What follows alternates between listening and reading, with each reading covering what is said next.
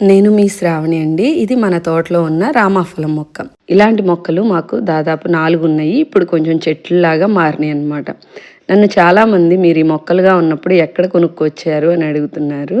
మామిడి మినహా మిగతావన్నీ కడియం నుండే తెప్పించుకున్నామండి. మామిడి మాత్రం మేము తెలంగాణ వైపు నుంచి తెప్పించుకున్నాము.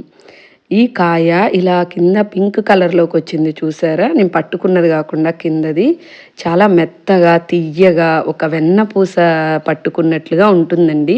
మామూలుగా అయితే తియ్యటి పండ్లని ఈ డయాబెటిస్ ఉన్నవాళ్ళు తినకూడదంటారు కదా! కానీ రామాఫలం పండుని తింటే రక్తంలో గ్లూకోజ్ లెవెల్స్ ఎక్కువగా అవ్వకుండా చూస్తుందట. ఈ రామాఫలంలో విటమిన్ బి1, బి2, బి5 లైక్ బి6 ఇలాంటివన్నీ ఎక్కువ ఉంటాయట. అయితే ఇవన్నీ మా వారికి ఎలా తెలుసు నాకైతే తెలీదు గానీ కొత్త వింత వింత మొక్కలన్నీ తెప్పించి నాటారనమాట. కాకపోతే వాటిని ఎంజాయ్ చేసే డ్యూటీ మాత్రం నాకిచ్చేశారు. ఇది చాలా అంటే మెత్తగా అయిపోయింది. ఇప్పుడు తినడానికి చాలా అనువుగా ఉంటదనమాట. మన తోటలో వచ్చేసి మొదటి అతిథులు ఉడతలు, చిలుకలేనండి. అవి తిన్న తర్వాత మిగిలిన పండ్లను మాత్రమే మేము తింటూ ఉంటాము.